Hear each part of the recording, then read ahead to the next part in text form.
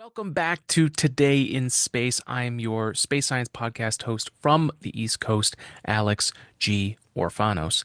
And today we're breaking down what happened with Starship Flight 8 and what the future holds for the SpaceX teams. Not only that, we'll be talking about how progress is more of an adventure than it is a straight line. And we'll close things out with how we can relate to the bumpy road of progress with our own 3D printing of the James Webb Space Telescope in the AG3D printing lab. So buckle up and let's dive in to this week's episode. Thanks for joining us.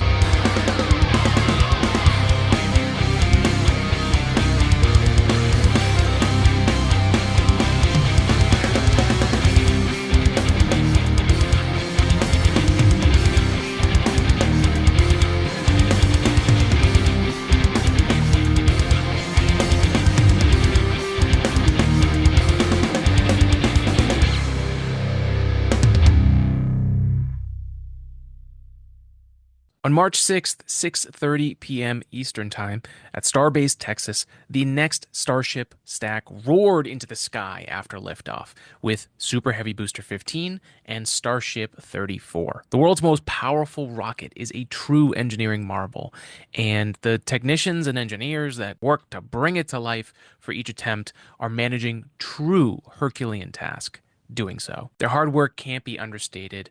Every time one of these rockets take off, the people who work on Starship are building the future and living day in and day out to make it possible and constantly pushing their bodies and minds to the limit. Just wanted to give them all a shout out because these failures weigh the most on them, and we just wanted to say keep going. We appreciate your grit and determination to make each test flight possible. So thank you. But back to the launch. Starship and Super Heavy took off into the atmosphere and made it through max Q, which is the maximum aerodynamic pressure that is on the vehicle. It then performed the hot stage separation with success, and after successful separation, the Super Heavy booster made its way back to the launch pad for a catch with Mechazilla, which, having survived the forces of liftoff without damage, was actually go for catch. Meanwhile, Starship 34 ignited all of its engines to begin a long burn to orbit.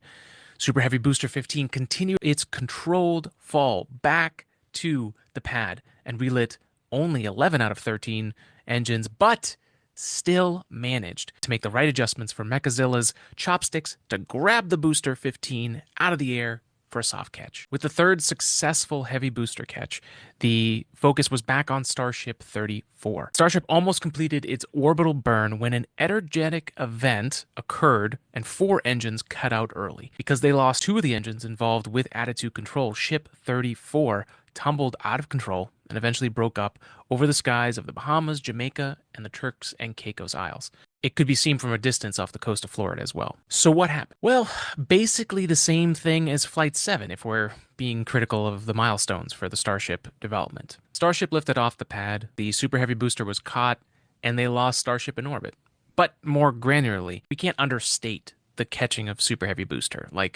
That's a good thing. This means that one of the hardest aspects of Starship is becoming more consistent. And it succeeded with only 11 out of 13 engines firing originally to slow it down before catch, and then the 3 were used to tweak the position for Mechazilla to catch it. And that was successful, and that's great. But what is a mission if the payload doesn't make it to orbit? It's not a success, that's for sure. Since Starship is still in development, it's hard for me to call it a flat-out failure, because that's not what they're doing. But it does show how Starship is stuck in a developmental cycle full of bumps. Now, from what we know, Flight 8 was the second test of the Block 2 ship, and they tried to repeat the Flight 7 flight profile because they weren't successful there getting to orbit. And that makes a lot of sense from a scientific standpoint, right? You don't want to change too many things because then you don't know if you actually solved the problem with any of those changes. And you might not even know what change fixed the problem. And they stated from their Flight 7 investigation that there was a vibrational acoustic load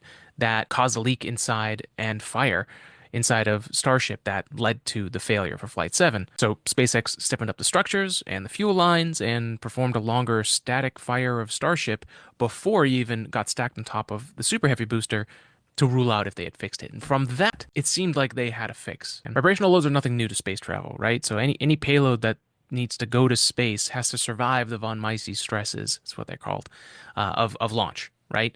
And it just seems like Block 2 Starship can't survive the super heavy booster on its way to orbit.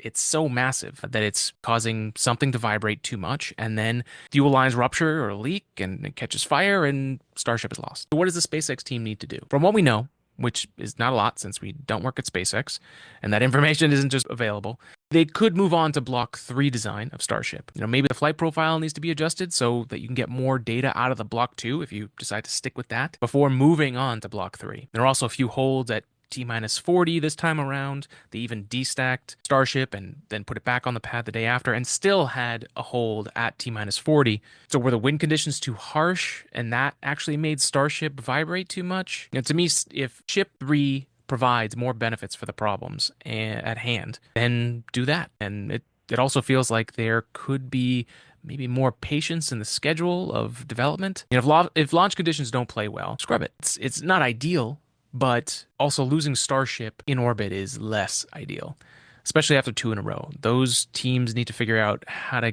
get out of this progress loop that they're in. But that's progress, especially rapid progress from the iterative approach. And we use the iterative approach to bring ideas into reality with 3D printing at AG3D Labs. While we work on many ideas throughout the year, one that struggled for progress was our James Webb Space Telescope model from the original NASA design. Originally designing that didn't take very long. It was pretty straightforward, actually. But once we started 3D printing the model and trying to make it work, it just kept hitting snag after snag. Our first models were designed in pieces so that we could assemble James Webb Space Telescope, but we found out quickly that the one-to-one design from what NASA had as a design to what we could 3D print at that small scale just didn't really work. And so the assembly became much harder, and some of the quality of some of the parts just weren't up to par because of how small we were printing James Webb Space Telescope. And eventually, after many prints and some upgrades we had done to make sure that we 3D print in full color with our Prusa i3 Mark IIIS Plus MMU printer, fancy way of calling it a multicolor printer, we pushed to 3D print JWST in one piece. Get rid of all of the assembly for the most part and just print the color in place where it should be, all at once, which was very ambitious.